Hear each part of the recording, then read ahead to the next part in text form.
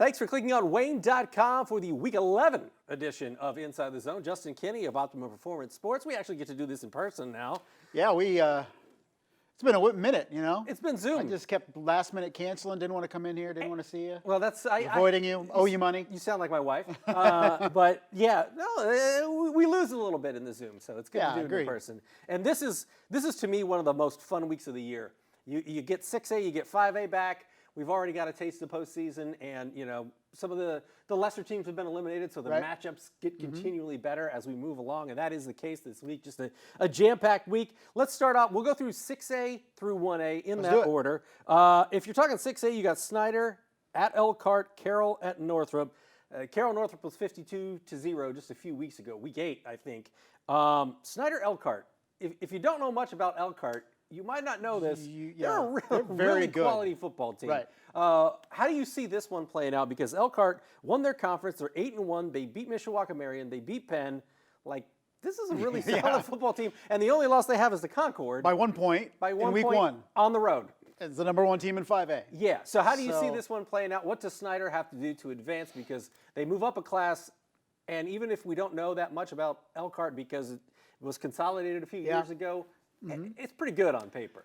Yeah, I think some people are already looking ahead to, Snyder Carroll sectional final. You got to beat Elkhart on the road first if you're Snyder.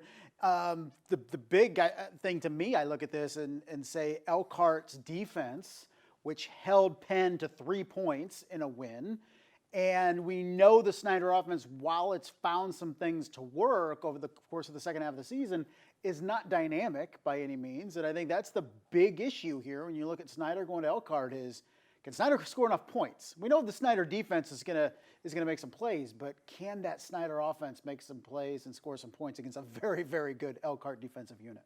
And if you're Snyder, how much confidence do you go in, though, with, what, even though it was 5A, that some of these guys got a chance to taste what a long playoff run was like last year. I mean, obviously it gets ramped up when you go to 6A this season, and not all these guys were starters, but you rely on the Landon Fries, the Brandon Logans, the number of guys that have had experience deep in the postseason in win-or-go-home games where they've come up with the win as they did last year every time in the postseason. It definitely helps this time of year having some experience, particularly defense with Brandon Logan and Jamarion Colleague Bodie and guys like that, Landon Fry as well. But you have a quarterback that's new to this experience, right, in Aaron Vance, and a guy that has looked more comfortable over the course of the season, but the competition ramps up in a big way once you get into 6A. There aren't very many early round pushovers in 6A than even 5A. So you have a tremendous challenge out of the jump. The bye helps, but it also helps Elkhart as well. So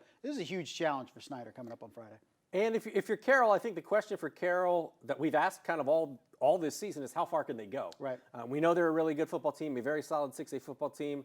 There's some talk about the health of Jimmy Sullivan, and certainly that is going to be, you got a Big Ten quarterback. That is certainly going to be something to watch for in the postseason. But what has gone wrong for Northrop this season? Because at the beginning of the year, I was really jacked about how good this team was going to be. You had Guilford, you had the Brown kid moving in, like a really dynamic offense. Can they put something together to give Carroll some resistance this coming Friday night? I think what we've learned with Northrop, and it's been blatant, particularly as the season has gone on, is you can have as many athletes as you can put together. If you cannot block and if you cannot stop teams from scoring, it doesn't matter. If you're scoring 40 points a game and giving up 50, it doesn't much matter how much talent you have on the field. So that's the thing. I think Northrop did a good job in being able to develop an offense that was dynamic, but it's like if you can't stop anybody, then that's an issue. And then when you have David Callison go down in week 3 and he's kind of been battling that injury the rest of the season off and on, that really derailed them. But from the jump of the season, we saw Northrop and say, hey, they can score a lot. They also give up a lot of points as well. And as we know, it's the old adage, you build from the inside out. If you don't have the linemen, you can have an all-world skill position group. It doesn't matter if you can't block. Especially in the postseason. Absolutely. In the postseason. So that was 6A Sectional 2. 6A Sectional 4, Fishers at Noblesville, Hamilton Southeastern at Homestead. Homestead is 0-5 in their last 5 games against Indy area schools. And it's not going to be easy against HSE. How do you see this? How can they be competitive? How can they get a win on Friday night, knowing that there's been a little bit of inconsistency? Part of that has to do with the health of their quarterback, whether Michael White's there or not.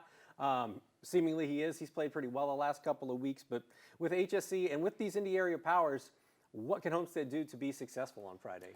Yeah, last time we saw HSC, they were knocking off Brownsburg, the number 1 team in 6A in Week 9. And so it's a big challenge for Homestead, having to go south in that sectional. And, Noblesville in the top half, they only have 2 wins, one of them a blowout win over Homestead.